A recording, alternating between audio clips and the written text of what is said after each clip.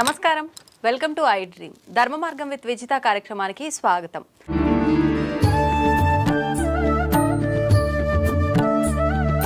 ప్రభుజీ, అందరూ అంటే మనం ఎవరైతే ఉన్నామో ప్రతి ఒక్కరు కూడా నా బిడ్డలే అని చెప్పి భగవంతుడు అంటుంటారు. అయితే మరి కొంతమంది ఏమో మంచి మార్గంలో వెళ్తుంటారు, కొంతమంది చెడు మార్గంలో వెళ్తుంటారు. అందరము ఆయన బిడ్డలే అయినప్పుడు ఆ మార్గంలో వెళ్ళే వాళ్ళని మంచి మార్గంలోకి తీసుకొచ్చే ప్రయత్నం భగవంతుడు ఎందుకు చేయట్లేదంటారు? కదండి, ఇంటర్వ్యూ అదే మార్గం. కానీ అందరూ మారట్లేదుగా ప్రభుజీ, కొంతమందిలో మార్పు వస్తుంది. అదే అంటున్నా, పరమాత్మ ఆయన ప్రయత్నం చేస్తున్నాయి. ఇప్పుడు గుర్రాన్ని చెరువు వరకు తీసుకెళ్ళొచ్చు కానీ నీళ్ళు దాయించలేం కదండి. పడుకున్నవాడిని లేపచ్చు కానీ పడుకున్నట్టు నటిస్తున్నవాడిని లేపలేం కదండి. పరమాత్మ ఆయన వైపు నుంచి ఆయన ప్రయత్నం చేస్తున్నారు. ఆ పరమాత్మ చేసే ఇప్పుడు చూడండి, ఈ వీడియో ఎవరి దగ్గర వచ్చింది అనుకోండి, బై మిస్టేక్ రావట్లేదండి. పరమాత్మ మన గురించి ఆలోచించాడు కాబట్టి ఏదో ఒక రూపంలో పంపిస్తూ ఉంటాడు. భక్తుల్ని మన దగ్గర పంపించేదే స్వామి అనుగ్రహిస్తే కానీ పంపించడండి. ఎందుకంటే ప్రపంచంలో ఎంతో మంది, కొన్ని వేల మంది మారుతున్నట్టు మేము చూస్తున్నాం. ఎందుకు? కేవలం శ్రవణం వల్ల. కాబట్టి ఎవరికైతే ఆ ముఖ్యత్వం తెలుసో, ఇప్పుడు చూడండి, ఒక ఆయనకి 1 kg వెయిట్ ఉండే వజ్రం ఇచ్చారట.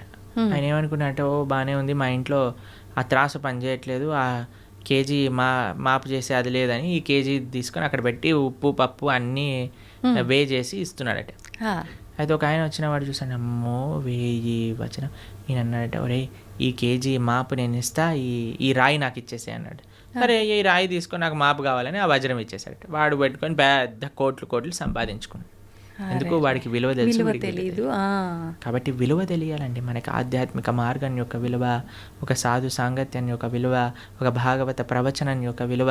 శ్రీకృష్ణ భగవానుడు మనకి చెప్తున్నాడు ఒక విషయం, మనకి ఇంత మనుష్య జన్మలో ఇంతమంది ఎన్నో విషయాలు వింటూ ఉంటే నా దగ్గరికి కృష్ణుడు ఈ విధంగా కృష్ణ భక్తి గురించి చెప్పే విధంగా నాకు తెలిసింది అంటే మనం మారడానికి ప్రయత్నం చేయాలి. అప్పుడు పరమాత్మ యొక్క కృప అనేది ఉంటుంది, లేకపోతే ఉండదు. ప్రభుజీ, ఇలాంటి మాటలు విన్నప్పుడు చాలామంది వెంటనే అరే నిజంగా ఇలా వెళ్తే బాగుంటుంది కదా అని అనుకుంటారు. కొంతమంది ఏమో అక్కడే ఆగిపోతారు వినడం దగ్గరే, కొంతమంది ముందుకెళ్తారు. ఇలా ఆగిపోయిన వాళ్ళు అనుకుంటారు రేపు నుంచి ఈ బ్రహ్మముహూర్తంలో లేవాలట, లేద్దాము, ధ్యానం చేద్దాము, భగవంతుని స్మరణలో ఉందాము అని. కానీ అనుకున్నట్టుగా చేయలేరు, వదిలేస్తుంటారు ఎక్కడికక్కడ.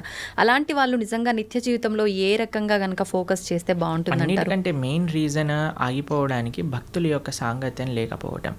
ఈ ప్రపంచంలో మనం ఏదైనా మంచి వైపు వెళ్ళాలి అని అంటే చాలా కఠినమైనది. మంచి వైపు వెళ్ళాలి అని అంటే మంచి మనుషుల యొక్క సాంగత్యం కావాలి. అందుకే మనం ప్రతిరోజు ఉదయం పూట, ప్రతిరోజు మేము ప్రొద్దున పూట మా భక్తులందరూ కలిసి జూమ్స్లో జపం చేసుకుంటారు. సుమారుగా 500-600 మంది ప్రతిరోజు ప్రొద్దున పూట వస్తారు, జపం చేసుకుంటారు. ప్రతిరోజు క్లాస్ ఉంటుంది. ఈరోజే ఏకాదశి రోజు మేము భాగవతంలో కుంతి మహారాణి యొక్క ప్రార్థనల నుంచి క్లాస్ చెప్పామన్నమాట. కాబట్టి మీరు మంచిగా మన ప్రణవానంద దాస్ ఛానల్లో మనకి భాగవతం, భగవద్గీత ఇవన్నీ ఉన్నాయి. ఇవన్నీ వింటూ ఉండండి. జపా క్లాసులు ఏవైతే ఉన్నాయో వాటికి వస్తూ ఉండండి. మంచి వ్యక్తుల యొక్క సాంగత్యంలో ఈజీ అయిపోతుంది మంచిగా భక్తి మార్గంలో ముందుకు నడవడానికి. అందుకే లోకే సజ్జన సంగతి రేఖ భవతి భవార్ణవ తరణేన. ఒక మంచి వాళ్ళ సాంగత్యమే మనల్ని ఈజీ చేసేస్తుంది. మన సంకల్పం ఉండటం ఒకటి, కానీ ఆ సంకల్ప రీత్యా మనము వాటిని మంచి వాళ్ళ యొక్క సాంగత్యంలో యూజ్ చేసుకోవటం అనేది ఇంకా ఇంపార్టెంట్. ప్రభుజీ, కృష్ణుడి దగ్గర లేని మాయలు లీలలు ఏదీ లేదు. అయితే గాంధారి శాపం నుంచి నందవంశాన్ని ఎందుకు కాపాడలేకపోయాడు? అసలు గాంధారి శాపం కృష్ణుడి పైన ఏం పంచలేదు, తెలుసా మీకు ఆ విషయం? అవునా? గాంధారి శాపం వల్ల కృష్ణుడికి ఏం అవ్వలేదు. చూడండి, సూర్యుడి పైన నేను ఒక దీపావళి రాకెట్ ఇడిచి పెడతానన్నాను అనుకోండి, సూర్యుడికి ఏమైనా నష్టం అవుతుందా అండి? దీపావళి రాకెట్ సూర్యుడిని ఏమైనా చేయగలుగుతుందా? ఒక వ్యక్తి, ఒక చిన్న పిల్లవాడు అనుకున్నాడు, ఇప్పుడు చూడు ఈ రాకెట్ని సూర్యుడి పైన వేస్తున్నా నేను, జుమ్ అని వేసాడు అనుకో, అది వెళ్ళి ఢామ్ అని అంటుంది, చూసావా సూర్యుడికి అయింది చూసావా అని. అది వాడి మూర్ఖత్వం. అంతే అంతే. కృష్ణ పరమాత్మ ఆయన లీలలు అవజానంతి మామూఢ మానుషం తనుమాశ్రిత పరంభావమజానంతో. భగవద్గీతలో ఆయన ఏమంటాడంటే, ఎప్పుడైతే నేను ఈ యొక్క మానవులు ఉండే ఈ లోకానికి లీలలు చేయడానికి వస్తారో మూర్ఖులు నన్ను తెలుసుకోలేరు. అవజానంతి మామూఢ మానుషం తనుమాశ్రిత పరంభావమజానంతో. నా యొక్క పరతత్వాన్ని తెలుసుకోలేరు. ఎందుకంటే అనిపిస్తుంది కదా, అరే కృష్ణుడు ఇక్కడే మనతో పాటు మన లాగానే నడుస్తున్నారు, అది ఇదే.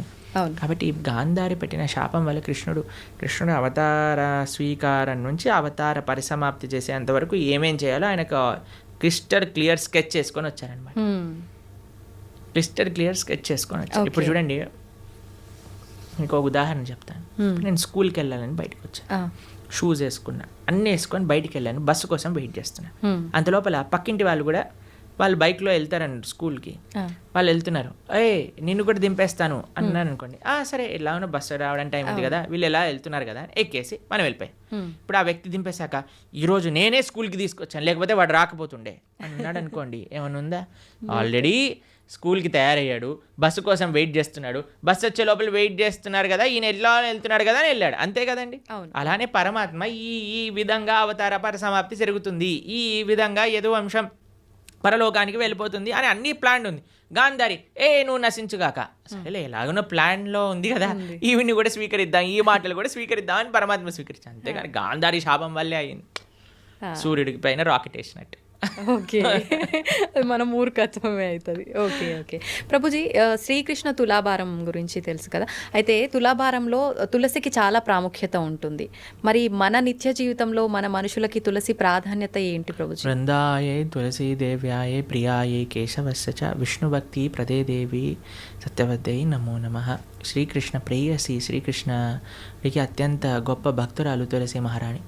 మనము చాలా జాగ్రత్తగా తులసి మహారాణి యొక్క ఆరాధన చేయాలి. చాలామంది అనుకుంటారు స్త్రీలు ఒక్కళ్ళే ఆరాధన చేయాలి, కాదండి.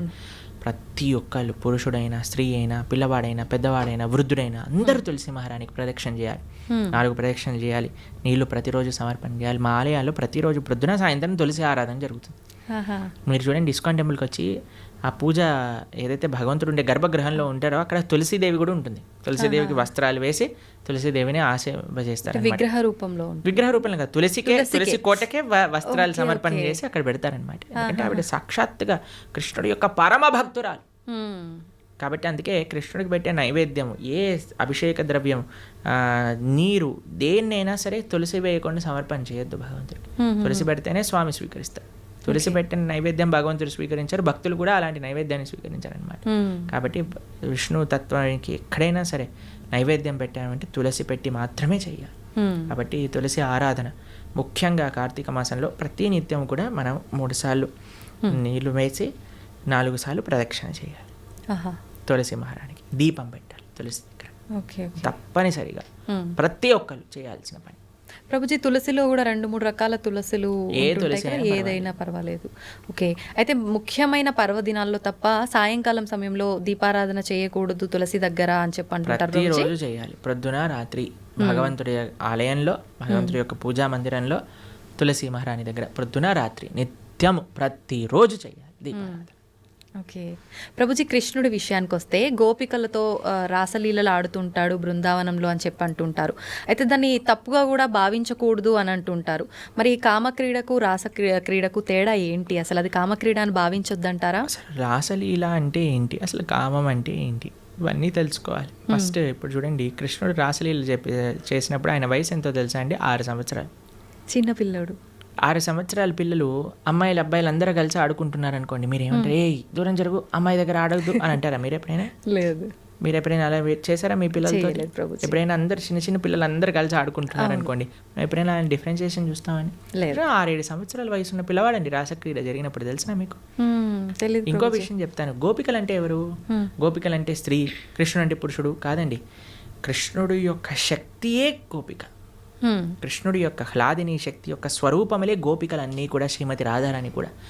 కృష్ణుడే సాక్షాత్ ఒక పిల్లవాడు. ఇప్పుడు నేను అద్దంలో చూసుకుంటానండి, అద్దంలో చూసుకుంటూ నేను ఇలా అనుకోండి, అద్దం పైన ప్రభుజీ ఎంత ధైర్యం, మా ప్రభుజీని కొడతావా అని అంటారా మీరు? అరే నీ ఇష్టం, ఇక నీ అద్దం నీ రిఫ్లెక్షన్ ఏదైనా చేసుకో, నువ్వు ఎంత ముద్దొస్తున్నావా, నువ్వు రాసి ఒకటైనా పెట్టు, ఏదైనా చేసుకో, అది నువ్వు నీ రిఫ్లెక్షన్, అంతే కదండి. అంతే. కృష్ణుడు ఏ తత్వమో గోపికలది అదే తత్వం. ఆయన యొక్క హ్లాదిని శక్తి స్వరూపములే గోపిక, అట్లా వేరేది ఏ విషయం కాదండి. ఇప్పుడు రాస నృత్యం అంటే ఏంటి అనుకుంటున్నాడు? అదొక నృత్యం, ఆనంద స్వరూపం. అది ఒక స్త్రీ పురుషుని మధ్యలో జరిగే, మీరు అంటున్నారు కదా ఏదో భౌతికమైన సంబంధం కాదండి. అది సాక్షాత్తుగా ఒక జీవాత్మ పరమాత్మ కలిసినప్పుడు పొందే ఆనందాన్ని రాసలీల అని అంటారు. రాసలీల శుకదేవుడికి అన్నిటికంటే ఫేవరెట్ పాస్ టైం భాగవతంలో. శుకదేవుడు ఎవరో తెలుసా అండి? శుక మహర్షి. ఆయన పుట్టినప్పుడు పుడుతూనే తల్లి గర్భం నుంచి నడుచుకుంటూ వెళ్ళిపోయాడు. ఎలాంటి వైరాగ్యం కలిగిన వాడు అని అంటే, ఆయన స్త్రీలు స్నానం చేస్తున్న సరస్సు పక్క నుంచి వెళ్తే స్త్రీలందరూ బిందాస్గా స్నానం చేస్తున్నారనమాట, వస్త్రాలు కూడా కప్పుకోలేదు. వ్యాసుల వారు అడుగుతారు, అయ్యా ఏంటి మీరు అని అంటే, ఆయనకండి స్త్రీ పురుష భేదమే లేదు, ఆయన అంతా ఆత్మజ్ఞాన తత్వంలో రమించేవాడు, కాబట్టి మాకు ఆయన డిఫరెన్సియేషనే తెలియలేదు. ఎందుకంటే స్త్రీకి చాలా తొందరగా పురుషుడి దగ్గర ఏదైనా చెడు భావన ఉంటే కనిపట్టేయచ్చండి. కానీ ఆ స్త్రీలు అంత వైరాగ్యం కలిగిన శుక మహర్షి ఏంటో తెలుసా అండి, ఆవు పాలు పితికినంత సమయం కంటే ఎక్కువ ఒక ప్రదేశంలో ఉండలేరు, అంత వైరాగ్యం కలిగిన వ్యక్తి. ఆయనకి ఫేవరెట్ లీల రాసలీల. అంటే అంత వైరాగ్యం కలిగిన వ్యక్తి ఒక భౌతికమైన గర్ల్ ఫ్రెండ్ బాయ్ ఫ్రెండ్ విషయాలు మాట్లాడతారా అండి? అది కూడా ఎవరి ముందు? పరీక్షిత్ నరేంద్రుని ముందు. వేలాది మంది ఋషులు యోగులు మునులు కూర్చొని శ్రవణం చేస్తున్న ఒక సభలో. కాబట్టి మనం రాసలి భగవంతుడి యొక్క తత్వాన్ని కమెంట్ చేయటం కంటే ముందు అసలు ఏంటి ఆ తత్వము అని చదువుకోవాలి. అందుకే మీ అందరికీ నేను చెప్పేది ఏంటంటే, భాగవతం వినండి, భాగవతం చదవండి. మన ఛానల్లో ప్రణవానంద దాస్ అనే ఛానల్లో 47 లెక్చర్లు శ్రీమద్ భాగవతం, కేవలం 47 గంటలు మీరు ఇస్తే కృష్ణుడి యొక్క పరిపూర్ణ తత్వం అనేది మనం అర్థమవుతుంది. అది మాత్రం మిస్ చేయకుండా చూడండి. కృష్ణతత్వం గురించి, మన సనాతన ధర్మం గురించి మొత్తం అర్థమవుతుంది. ఫస్ట్ నుంచి లాస్ట్ వరకు వినండి, మొత్తం క్లారిఫై అవుతుంది. ప్రభుజీ, వైరాగ్యం అన్నారు కదా, చాలామంది వాళ్ళ లైఫ్లో కూడా అన్ని కష్టాల నుంచి తట్టుకోలేక ఇబ్బందులు పడి దాని నుంచి బయటికి రాలేక వైరాగ్యం చెందుతుంటారు. ఇంకా లైఫ్ వద్దు, ఎందుకు ఈ ఫ్యామిలీ లైఫ్, రకరకాలుగా. అలాంటి వైరాగ్యం నుంచి కొంతమంది డివోషనల్గా ఎక్కువ కనెక్ట్ అవుతుంటారు భగవంతుడికి. నిజంగా అది వైరాగ్యం వల్ల వచ్చిన భక్తి నిజమైన భక్తి అంటారు. ఈరోజే ఒకళ్ళు చెప్తున్నారు, ప్రభుజీ ఈ కష్టం వచ్చి ఉంటే నేను భక్తి మార్గంలోకి రాకపోయి ఉండేదాన్ని అని అంటున్నారు అనమాట. కాబట్టి కొన్నిసార్లు కష్టాలు కూడా మనం భగవంతుడి వైపు పంపిస్తూ ఉంటాయి, ఆనందం కూడా తీసుకెళ్తూ ఉంటుంది, కష్టం కూడా. ఏదైతే మనం భగవంతుడి వైపు తీసుకెళ్తుందో అది నిజమైన. మరి భక్తికి వైరాగ్యం అవసరమా అంటే అవసరం, కానీ వైరాగ్యమే భక్తి కాదు. ఇప్పుడు మన ఈ స్టూడియోకి రావాలి అంటే ఆ డోర్ ఓపెన్ చేయాలి. వైరాగ్యం అనేది డోర్ లాంటిది, అందు లోపల నుంచి ప్రవేశిస్తే భక్తి మార్గం లోపలికి రాగలుగుతాం అనమాట. కాబట్టి వైరాగ్యం కావాలి. వైరాగ్య విద్య నిజభక్తి యోగ శ్రీ చైతన్య మహాప్రభు యొక్క ఉపదేశములలో వైరాగ్యము అని అంటే ఏదో ఫల్గు వైరాగ్యం కాదండి, నిజమైన వైరాగ్యం మనకు కావాలి. యుక్త వైరాగ్యము అని అంటారు. ఫల్గు వైరాగ్యము అని అంటే ఇప్పుడు చూడండి, శ్మశాన వైరాగ్యము అని అంటారు, ప్రసమ వైరాగ్యము అని. ఇదంటే ఎలా అంటే ఇప్పుడు చూడండి, శ్మశానంలో ఎవరైనా కాలిపోతున్నారనుకో, మనది కూడా అదే గతి కదా. ఇంటికి వచ్చాక ఏం చేసావు అంటే, ఇడ్లీ వద్దు నాకు పెసరట్టు కావాలి. ఏం వైరాగ్యం అండి, పోయేవాడికి ఇడ్లీ తిన్నా సాంబార్ తిన్నా ఒకటే కదండి. రెండోది ఏమనుకుంటుందట అంటే, ఎవరైనా ప్రసవ వేదన ఊ అని అరుస్తున్నప్పుడు, అమ్మో నేను మాత్రం పిల్లల్ని కానీ ఇంత నొప్పి నేను భరించలేను. మళ్ళీ పెళ్లి చేసుకోగానే ఒక పిల్లోడు, రెండో పిల్లోడు, మూడో పిల్ల, నాకు కూతురు కావాలి, నాకు ఇంకో అలాంటివి అనమాట. అలాంటి వైరాగ్యం పనికిరాదు. వైరాగ్యం అంటే ఏంటి, నా దగ్గర ఉన్నదంతా కూడా భగవత్ సేవలో ఉపయోగిస్తా, యుక్త వైరాగ్యము. ఇప్పుడు మీకు ఒక విషయం చెప్తాను. నేను ఇలా వెళ్తున్నాను అనుకోండి, ఒక పర్స్ పడిపోయింది అనుకోండి, అమ్మయ్య దేవుడు నాకు ఈ విధంగా కరుణించాడు, డబ్బులు నాకు ఇచ్చాడని తీసుకోవటం ఒక విధి.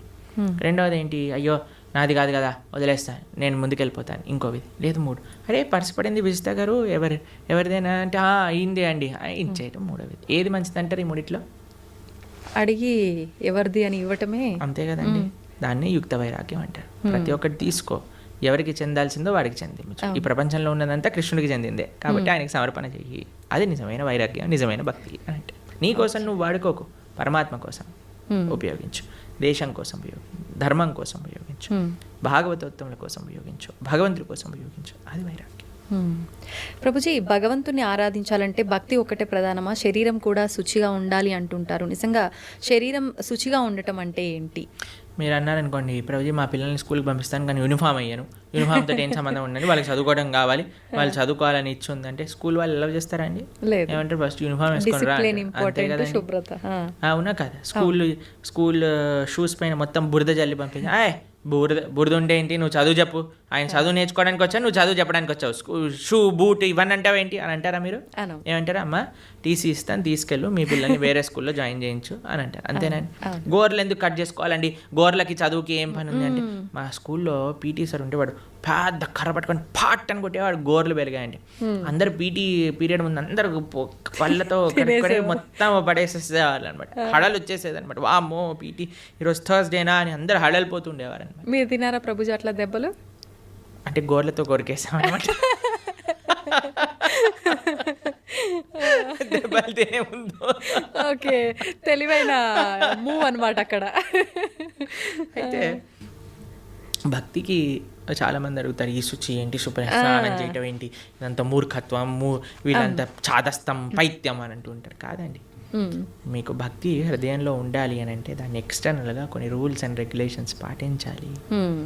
శుచి, స్నానం, ప్రొద్దున లేవంగానే స్నానం చేయటం, మనం కాలకృత్యాలు తీర్చుకున్నాక స్నానం చేయటం, మడితో ఉండటం, అక్కడిక్కడ ముట్టుకోకుండా మంచిగా ప్రేమతో భగవంతుడికి నివేదన చేయటం, ఇవన్నీ కూడా ఆధ్యాత్మిక మార్గంలో మనకి మంచి వైపు నడిపిస్తూ ఉంటుంది అన్నమాట.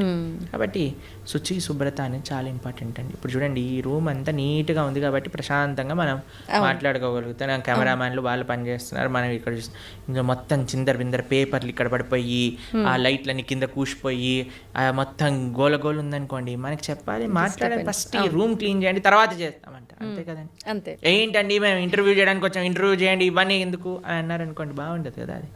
కాబట్టి శుచి, శుభ్రత డైరెక్ట్గా మనసుకి కనెక్షన్. ఇప్పుడు చూడండి, ఇంటికి వచ్చారనుకోండి, ఇంట్లో అన్ని నీట్గా ఉండి చక్కగా సాంబ్రాణి, మా ఇంటికి వచ్చినప్పుడు బ్రహ్మాల ఆరాధన చేశాక సాంబ్రాణి పొగ వేస్తారనమాట. అప్పుడు ఆ ఆధ్యాత్మిక గుడికి వచ్చిన వాతావరణంలో లాగా ఉంటుందన్నమాట. అంతేగాని అన్ని చిందర బందర వేసి అందరు ఇలా పడిపోయి కూర్చున్నారు అనుకోండి, అప్పో ఎందుకు వచ్చాను రా బాబు, ఎక్కడికైనా వెళ్ళిపోతే బాగుండు అనిపిస్తుంది. కాబట్టి మనకి మనసుకి బాహ్యమైన శుచి, శుభ్రత వీటికి కనెక్షన్ ఉంది. కాబట్టి దాన్ని జాగ్రత్తగా తెలుసుకొని మనం శుచి, శుభ్రత పాటించాలి. మన ఛానల్లోనే సదాచారము అనే ఒక కోర్స్ మనం చేసాం అనమాట. ప్రణవానంద దాస్ ఛానల్లోనే సదాచారం గురించి చెప్పాం. అసలు వంట ఎలా చేయాలి, అసలు మనం శుభ్రత ఎలా మెయింటైన్ చేయాలి, స్నానం ఎలా చేయాలి, అన్ని విషయాలు అందులో ఉన్నాయి. 7 లెక్చర్లు ఉంటాయి, మొత్తం శుచి, శుభ్రత గురించి తెలుసుకోవచ్చు అనమాట. అది కూడా వినండి, చాలా మంచి పనికొస్తుంది. ఓకే ప్రభుజీ, చాలామంది కాదు, ప్రతి ఒక్కరు కూడా అసలు ఏది శాశ్వతం కాదు అని అందరూ చెప్తుంటారు. అయితే అది తెలిసి కూడా మనం అన్నిటిపైన వ్యామోహం పెంచుకోవడము, ఈ బంధాలు, బంధుత్వాలు, వీటన్నిటిపైనే ఫోకస్ చేస్తూ ఉంటాం. ఎంతసేపు కూడా లగ్జరీ లైఫ్కి అలవాటు పడిపోతుంటాము. అసలు ఏంటి, నేను ఎందుకు వచ్చాను, అసలు ఎందుకు జీవించున్నాను, నేను అసలు ఏం చెయ్యాలి అనేది ఎలా అర్థమవుతుంది? ఈ ప్రశ్నలకు సమాధానం. ఇప్పుడు 2 ఎక్స్ట్రీమ్స్లో ఉంటారండి. ఒకటి 2 అటాచ్డ్ లేదా 2 డిటాచ్డ్. భక్తి అలా కాదు. భక్తి అండర్స్టాండ్ యువర్ పొజిషన్. నువ్వు భగవంతుడి యొక్క దాసుడు, ఇవన్నీ కూడా భగవంతుడు ఇచ్చినవి. కాబట్టి ఇప్పుడు చూడండి, మీకు ఇంతకుముందు చెప్పాను అనుకుంటా, మాకు ఏదన్నా వస్తువు కానీ ఏదన్నా మేము యూజ్ చేసాం ఉందనుకోండి, ఫస్ట్ దానిపైన ICO ప్రణవానంద దాస అని రాస్తాం మేము. ICO అంటే ఇన్ కేర్ ఆఫ్, అంటే ఇది నాది కాదు, నాకు కృష్ణుడు ఇచ్చింది, నేను దీని కేర్ టేకర్ని మాత్రమే. ఈ భావన ఉండాలి. నీ కొడుకు పైన, భార్య పైన, భర్త పైన, ఇల్లు పైన, గాడి పైన, చుట్టాల పైన, వస్తువుల పైన, అన్నిటికీ ఇదే భావన. ఇది పరమాత్మ, భగవంతుడు నాకు ఇచ్చాడు, దీన్ని నేను జాగ్రత్తగా చూసుకుంటా. కానీ ఎవరిచ్చారు? భగవంతుడు. నా ప్రేమ భగవంతుడి పైన. భగవంతుడు ఇచ్చిన వస్తువు. ఇప్పుడు నేను మీకు ఒక గిఫ్ట్ ఇచ్చాను అనుకోండి, ఎంత బాగా పెట్టుకుంటారే, ప్రభుజీ ఇచ్చారు ఈ గిఫ్ట్ని, జాగ్రత్తగా పెట్టుకోవాలి అని అనిపిస్తుంది. ఎందుకు? గిఫ్ట్ పైన ప్రేమ లేదా ఒక వ్యక్తి పైన గౌరవమా? ఇప్పుడు మీకు చాలా ప్రేమతో మీ తమ్ముడు కానీ, అన్నయ్య కానీ, చెల్లి కానీ, అక్క కానీ ఒక గిఫ్ట్ ఇచ్చారనుకోండి, ఐఫోన్ ఇచ్చారు. ఐఫోన్ నాకు చాలా ఇష్టం. ఎందుకు నీకు ఐఫోన్ ఇష్టము అని అంటే, అయ్యో మా తమ్ముడు, అక్క, చెల్లి, అన్న ఎవరో ఒకరు నాకు ఈ గిఫ్ట్ ఇచ్చారు కాబట్టి. అన్నకి యాక్సిడెంట్ అయింది, పోతే పోనీ ఐఫోన్ ఉంది కదా, ఐఫోన్ చూసుకుంటాను అన్నారు అనుకోండి. అరే నీకు అన్న ముఖ్యమా, ఐఫోన్ ముఖ్యమా? నాకు ఐఫోన్ ముఖ్యం అని అంటే నిజంగా అన్న పైన ప్రేమ అండి? లేదు. అన్న పైన ప్రేమ మీకు ఆ ఫోన్ పైన రిఫ్లెక్ట్ అవుతుంది.